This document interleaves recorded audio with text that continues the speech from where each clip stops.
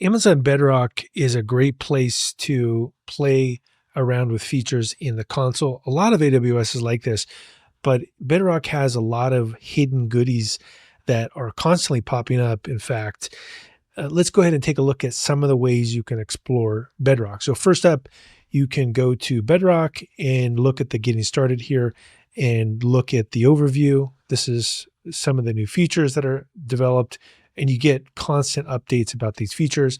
We can look at the providers. The providers show the companies themselves. So we have Amazon, we have Anthropic, etc. And each of these providers has itself many different foundation models. So if we go down and we look at the model catalog here, you can see here there's a lot of different models.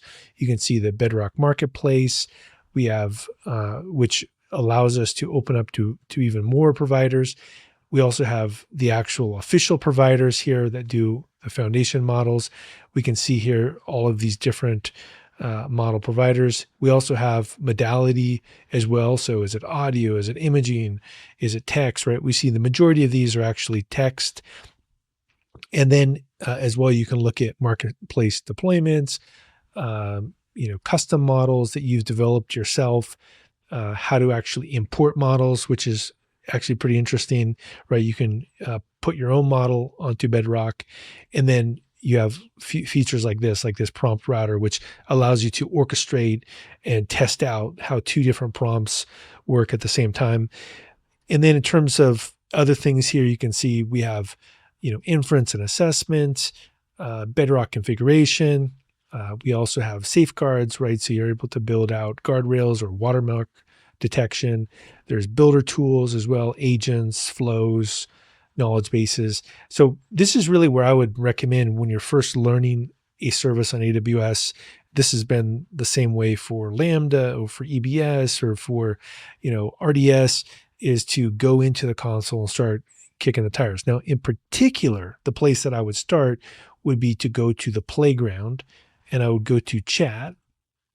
And this is where you can get a lot of intuition about what's happening with the Bedrock ecosystem by playing around in this interactive chat. In fact, you can even use it as your own form of a chatbot that could augment other things that you're doing. I do this all the time. If we take a look at select model here, you can see, wow, I can select from all these different model providers. Let's go ahead and go to Anthropic, and let's go down to Claude 3.5 Sonnet and apply it.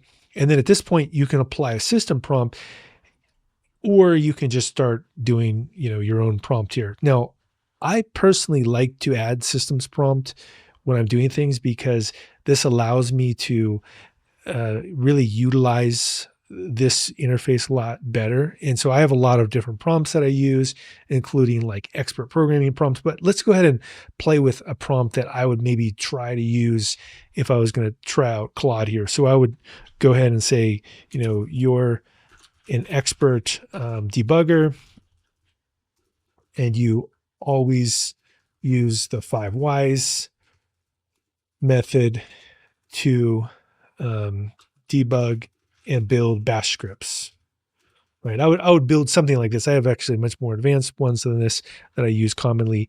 And then you go down here and you'd say, build a simple bash script. And so it's going to go ahead and always follow this advice when it's building things. And this can be a great way to speed things up. So we go ahead and do this. I'll help you do it. And there we go. We're using the 5 whys. Why do I need to build a bash script a certain way? I've actually found that this chain of thought with the 5 whys is a pretty good way to get a lot of great output. You may even want to say things like, after you show a bash script, do a validation that best practices are utilized and that it will pass a basic lint of syntax, right? So you could even do things that typically you'd maybe do in a build system.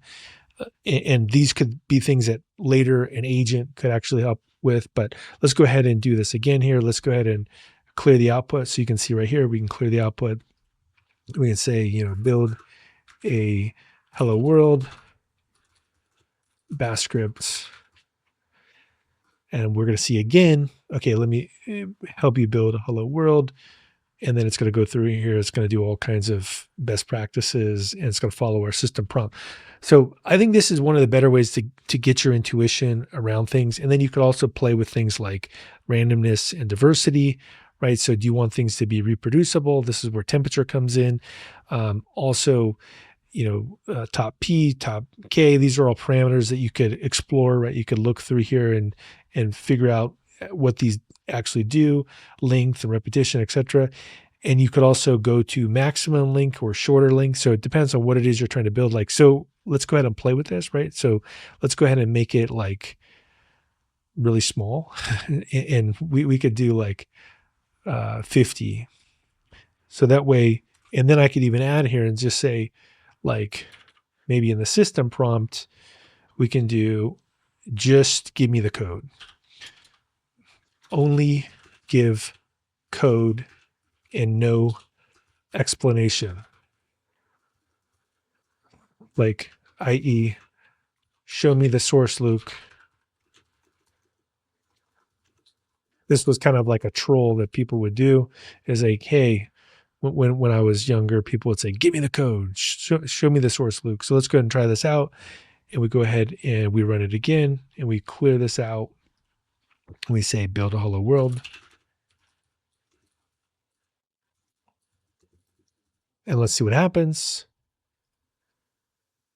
And look at that. Much, much smaller code here because we shrunk it. Now add function I can run with input from the CLI. And you can see here that we're getting like these really concise, you know, feedback loops here, and we could, you know, play around with how they work and how deterministic they are. But this is, I think, one of the better ways to really get an intuition, because generative AI is very non-deterministic. There's lots of bugs with it. There's also a lot of power with it. And one of the best ways to do it is to get a granular control inside of a system like this. And so I would recommend playing around with Amazon Bedrock with chat, toggling different models.